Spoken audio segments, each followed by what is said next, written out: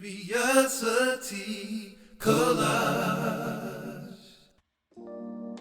Greetings. Welcome to Curiosity Collage. This is your boy, Dr. Garfield, right? With another episode. And look, I'm switching it up just a little bit today because it's Black History Month. And I'm starting the Black History Month series. This is something that I want to do. There's going to be a different person each week of Black History Month. And what I'm celebrating is the spirit of active emancipation, resistance. A lot of times we overlook certain key figures in our progression as a people for Black History Month, and we stick to the same old. We stick to the Martin Luther Kings and the Malcolm X's, and just the regular Nat. If we do resistance, we'll deal with Nat Turner or somebody like that.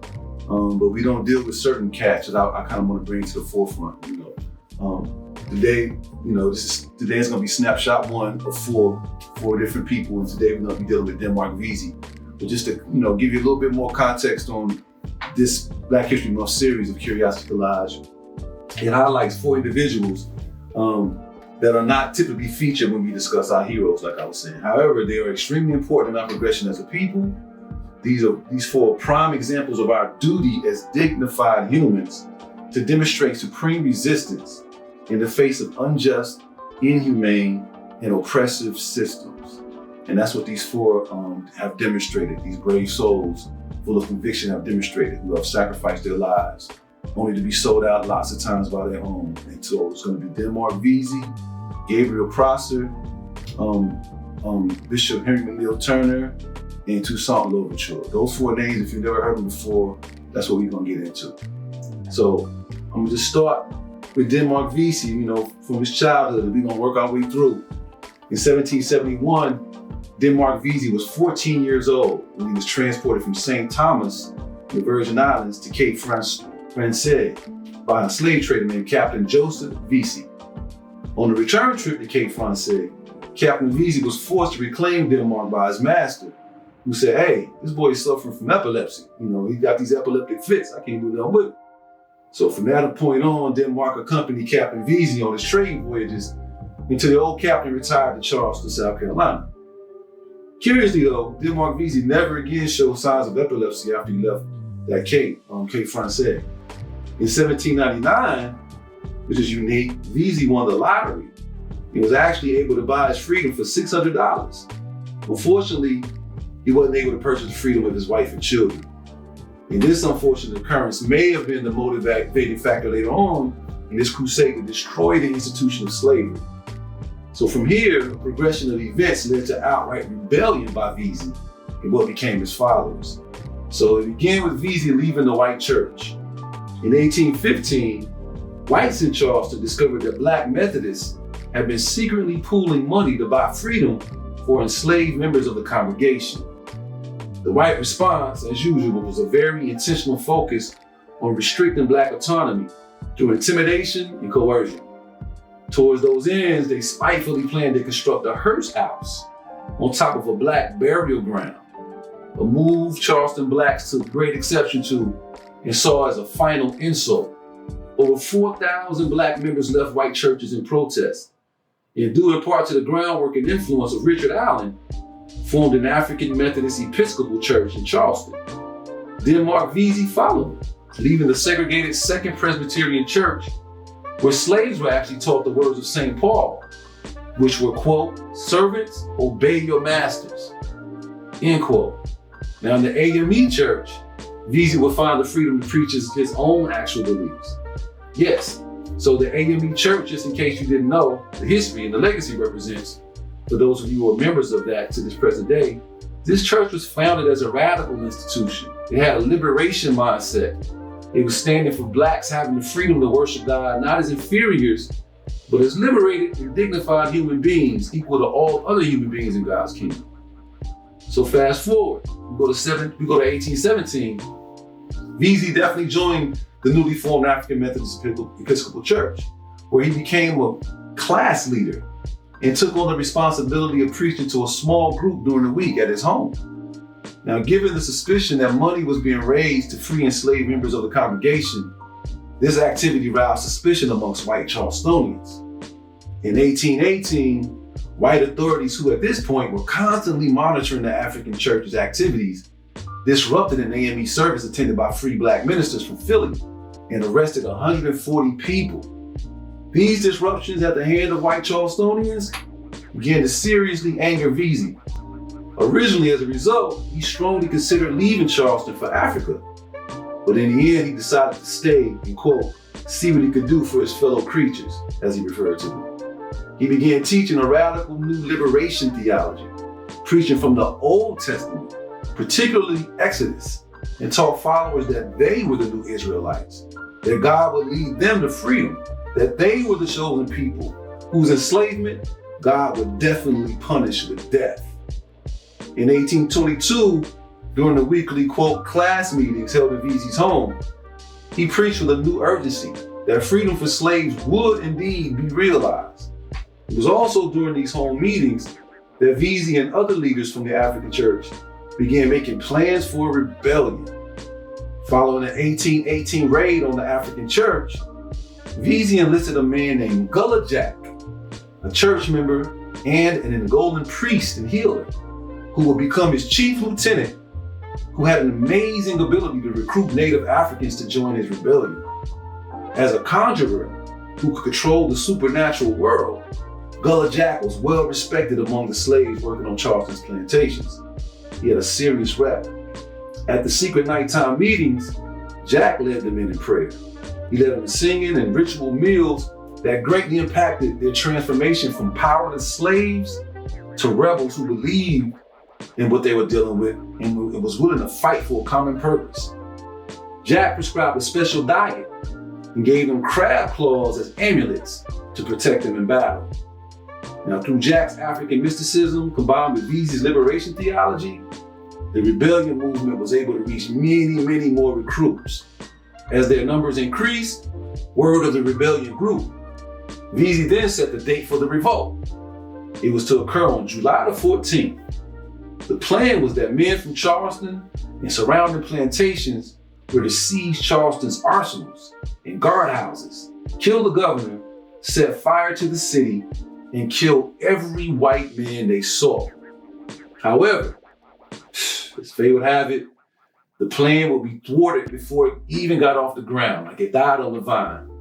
It was thwarted by another Black man from the AME church Vesey attended. Like Denmark Vesey, a man named George Wilson was also a class leader in the AME church. But unlike Vesey, he blindly followed the Christian doctrine of loving one's neighbor, even in the face of unjust and unchristian-like treatment. And he was deeply devoted to his master. When fellow slave Rolla Bennett told him of the rebellion, Wilson told him to, quote, let it alone. But 5 days later, on June 14th, Wilson told his master of the plot, which confirmed the confession of another man. And this led to the arrest and execution of Rolla Bennett and other conspirators as well. And although Wilson was granted his freedom as a reward for snitching, pretty much, he eventually lost his sanity and ended up committing suicide. Well, shortly after Wilson revealed the rebellion plot to his master, Charleston authorities began arresting leaders. Vesey was captured on June 22nd, which was a little less than a month before the rebellion was supposed to go down. Vesey and all those involved were brought to trial. Now, despite torture and the threat of execution, the core conspirators of the rebellion plot refused to give up their followers. As a result of their brazen defiance, on July 2nd, Denmark Vesey and 5 other men were hanged. Several days later, Gullah Jack was executed, with the total number of executions reaching 35 by August 9th. After the executions of Denmark Vesey and 34 others, Charleston authorities exiled the African church leaders and burned the building down to the ground. Although devastated by the destruction of their church, Black Charlestonians continued to honor Vesey's revolutionary Old Testament theology in secret. And Vesey became a martyr due to his heroic actions within the African American community. For abolitionists such as David Walker, David Walker's appeal, Frederick Douglass, and Harriet Beecher Stowe, Vesey became a symbol of resistance for the abolitionist movement. and an inspiration in their writings. However, white Charleston responded by increasing efforts to convert slaves to New Testament Christianity and by passing legislation to further restrict the rights of slaves. The memory of Vesey is actually polarizing. His story has inspired many Black Americans and other activists throughout history, but often the establishment and even the local media has held on to their perception of Vesey as a threat. The disdain for Vesey by local establishment made it very difficult for a committee attempting to honor him with a statue to actually find a place where it could be erected, as several attempts were actually blocked by interests who were demonstrably averse to honoring Vesey. However, the statue was eventually erected in 2014 in Hampton Park, which is a park far from the city's historic district. Vesey's revolt plot proved to be pivotal in Southern history. It marked the beginning of collective paranoia amongst the white powers that be. The state legislature re-entrenched its grip on formerly enslaved people, greatly restricting their access to education and ability to travel, while discouraging plantation owners from freeing those who were still enslaved. South Carolina went so far as to form a militia to act as a municipal guard for the protection of Charleston and its vicinity. Now, this municipal guard, originally named the South Carolina State Arsenal, later became known as the Citadel. Some of you might have heard of that. In 1822, the South Carolina legislature passed what was known as the Negro Seaman Act, requiring all free Black sailors on ships docked in Charleston to be imprisoned in the city jail when their ships were in port. They passed this act out of fear that the free Black sailors from foreign countries would come and then interact and influence Charleston's enslaved population, to act on their desires to be emancipated. Now, shortly after it was passed in the state legislature, this law was actually ruled unconstitutional in federal court, as it violated international treaties between the United States and Britain. But of course, the South Carolinians were unyielding in their defense of it, insisting that, hey, this is a state's right.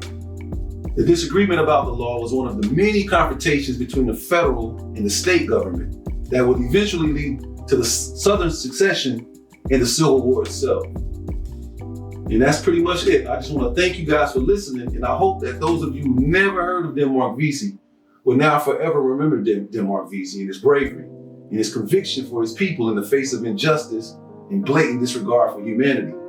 The idea of rebellion and the heart to principally act on it under the very real threat of death is to be admired and commemorated by us as we still struggle with injustice in the modern day. What price are we willing to pay to see a change? Vesey was willing to pay the ultimate price and make the ultimate sacrifice towards securing a greater good for his people and humanity.